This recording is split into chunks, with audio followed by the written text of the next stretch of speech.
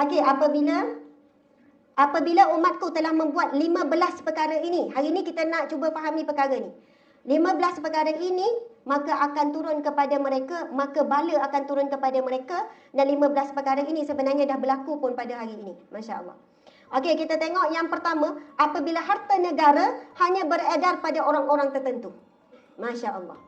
Harta negara hanya beredar pada kelompok-kelompok tertentu, kroni-kroni tertentu, orang-orang tertentu saja. Akhirnya, harta tersebut tidak sampai kepada orang yang sepatutnya, rakyat-rakyat yang sepatutnya. Subhanallah. Ustazah tu, berani tu kan. Ini umum. Bahkan masalah ini bukan dihadapi oleh negara-negara yang umat Islam saja, tetapi seluruh dunia ada mengalami masalah ini. Akhirnya harta negara yang kaya raya dengan harta galian sendiri, tapi masih lagi ada ramai fakir miskin.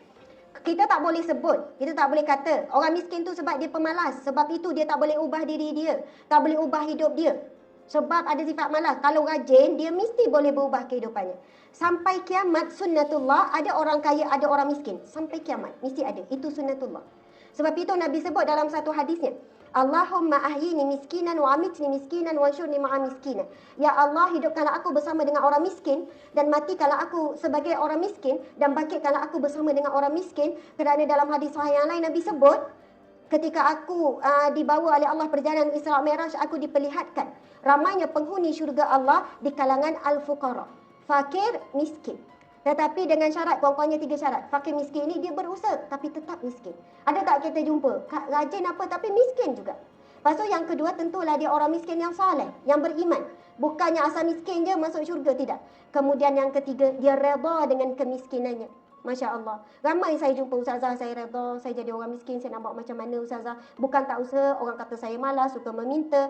Saya ni memang suka dapat daripada jabatan kebajikan, lepas tu daripada ni. Tak ustazah, saya bukan minta. Lepas orang mengata pula saya dalam miskin, beranak ramai.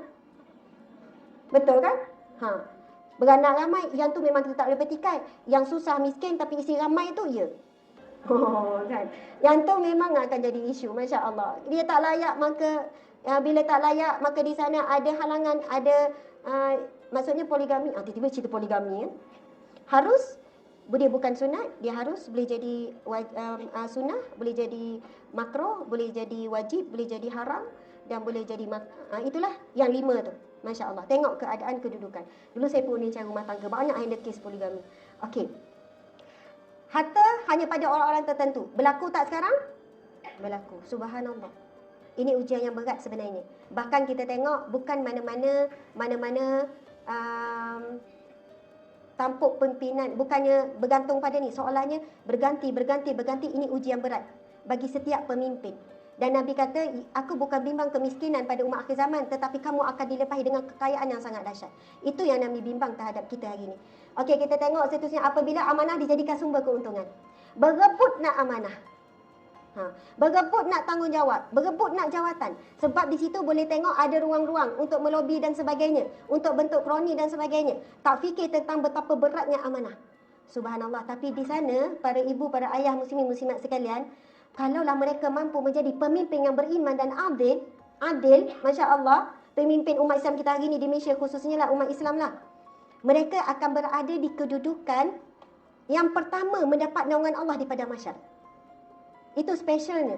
Memang berat, jadi pemimpin berat. Tapi Allah sedang buka peluang kepada pemimpin itu untuk jadi VIP di padang mahsyar. Yang mana Nabi sebut ada 7 golongan yang mendapat naungan Allah. Di hari tidak ada naungan melainkan naungan Allah. Yang pertama sekali, Al-Imamul Adil, iaitu pemimpin yang adil. Sebab itu pemimpin ni dia turun daripada atas sampai ke bawah, sampai ke Baitul Mal, sebagai kepada pegawai-pegawai, pada staf, semua itu yang dilantik oleh kerajaan mewakili amanah yang kerajaan perlu sampaikan. Lalu mereka melakukan tugas mereka dengan efisien. Masya Allah, mudah-mudahan akan tergolong di kalangan pemimpin yang adil ini. Dan bapa-bapa sekalian, tuan-tuan sekalian, tuan-tuan ada pemimpin dalam keluarga. Tuan-tuan berlaku adil terhadap isteri, terhadap anak. Adil ini bukan maksud sama rata, menjalankan amanah dengan baik. Masya Allah. Jadi, apabila amanah dijadikan sumber keuntungan, berlaku tak hari ini? Berlaku. Bahkan bila dia ada jawatan, dia bagi apa-apa pemberian kepada orang yang tak layak pun. Padahal ada orang yang layak tak dapat. Ini masalah penyakit yang sangat bahaya di dalam, maksudnya masyarakat kita, bahkan dalam negara kita. Ia bukan kepada kerajaan itu, tapi kepada orang yang diberi amanah. Faham ya? Kita memang mudah kalau nak salahkan ni. Silih berganti tetap ada orang yang tak amanah ni. Bukannya kita nak salah kepada, okey yang ni kita pun kata tukar-tukar, ini politik sikit kan.